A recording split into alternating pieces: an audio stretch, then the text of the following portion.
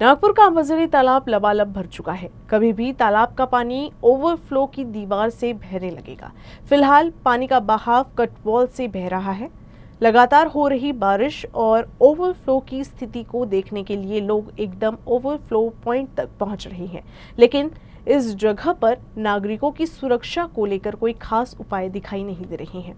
लोग सीधे overflow point की दीवार तक बेरोक-टोक घूमते दिखाई दिए।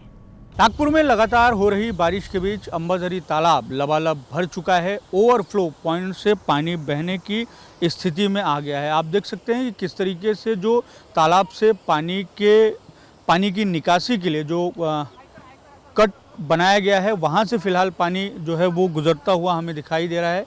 हालांकि पानी का जो प्रवाह है वो भी तेज़ है, वो कटवॉल से जो है पानी बह रहा है। लेकिन अगर यहाँ पर जो ओरिजिनल ओवरफ्लो की दीवार है उसकी बात करें तो शनिवार का दिन है, शाम के 6 बज रहे हैं।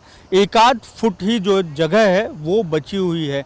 ऐसी स्थिति है कि कभी भी जो पानी है तालाब के ओवरफ्लो पॉइंट से बह सकता है। इस तरीके की स्थिति जो है वो दिखाई दे रही है और यहाँ पर हमें जलपर्णी की भी बड़े पैमाने पर जो है वो मौजूदगी दिखाई दे रही है।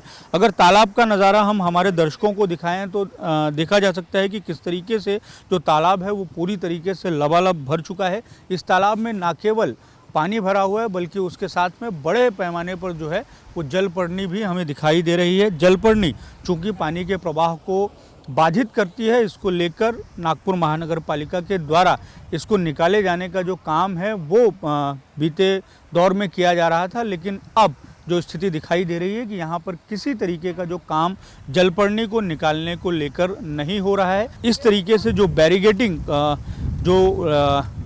लगाई हुई हमें दिखाई दे रही है ओवरफ्लो पॉइंट में जाने के लिए, रोकने के लिए, उसकी स्थिति कुछ इस तरीके से है।